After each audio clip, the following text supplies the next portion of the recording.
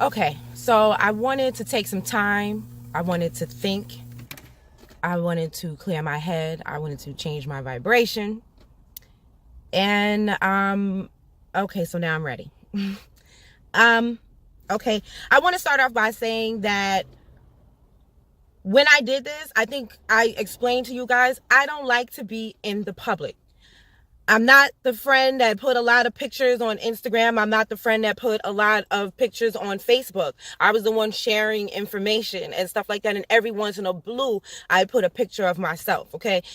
That was me. Okay. I wasn't doing a bunch of videos. So I'm not doing this for the likes. Okay. I could care less about likes. I do like to know that you guys enjoy the information I'm putting out there. I care about them in that sense, but I don't do anything on Instagram or Facebook or anything for likes. So I just want to state that. Okay. When this whole thing started at the nail shop, I got a ton of requests for interviews with TV stations, with publications, with podcasts, and I turned most of them down. I turned 99% of them down. The only interviews I did was in front of the actual nail shop. And it was actually one podcast that I wanted to do, but I was in LA trying to get my nails done, and I ended up flaking on the person, and I feel really bad. I hope they hear this. I ended up flaking on the person, and that would have been the only one I was going to do. You know what I'm saying? So once again, I'm letting you know, like, I am trying to step back from being in the limelight. Okay. So I'm not doing this for that. Okay. I was told I should put my what do you call that? A cash app.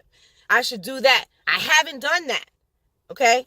But I live in New York, right? Which is very expensive. So I have to work. You're not going to catch me at every rally. You're not going to catch me at every protest. You're not going to, because I got to work and I got bills and I live in New York and I need to feed myself. Okay. So you're not going to catch me. Not only that, and it's not that I disagree with protests and rallies. I don't have a lot of time. So when I do something, I want to be able to see the end. I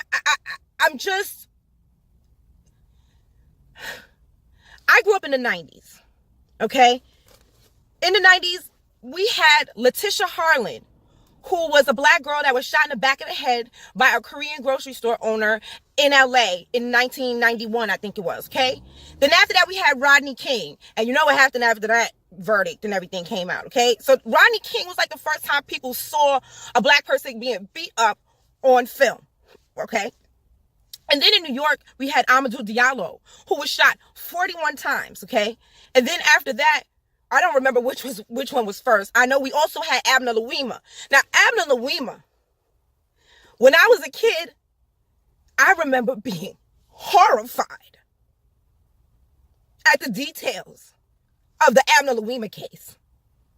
I couldn't understand how people could do that to another person. Okay.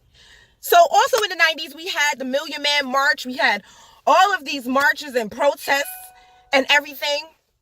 And now let's step to where we're at in 2018. I'm tired of marching. I'm tired of protesting. Trump doesn't say a lot of things that are gold, but follow me on this one. Right after he was elected, we had that huge women's march, right? When Trump put out a tweet, he goes, I have a question. Didn't we just have an election?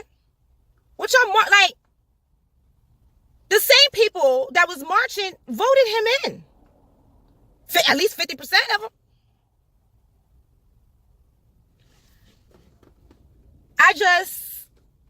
I can't do this marching. I can't do this protesting. I can't do these rallies. I can't do this meet the press. I can't. You know, I was getting up early every morning asking people to put pressure to call your local DA and find out why. We never called for violence toward this woman. We only called for a successful prosecution. But even with that, you couldn't stand with us. while we attempted to stand with you. People that called the DA gave up their names, their addresses, and their phone numbers. They put their information, we put our information on the line. Okay? Who knows what kind of lists we're all on now? You can't even, as a people, how can we keep forgiving? At some point, when will we learn? What will it take? The Abner Louima, do y'all remember what they did to that man? What will it take?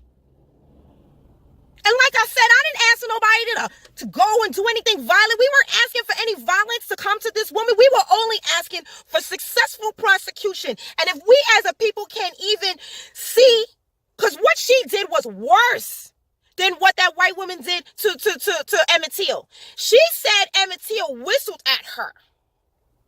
This woman accused that child of sexual assault. And we just gonna keep forgiving? Family, I'm tired. And I want to know when y'all gonna be tired. What will it take to remove your heads from the sand? To see that this is war. This is war, man. Come on, look at that. And now, like I said, Rodney King was the first time that we saw somebody being attacked on film. And now we are seeing it every single day. I scroll on my thing and it's something else crazy 2-3 times a day. When are we going to see what is going on? When are we going to protect our children? When? What will it take?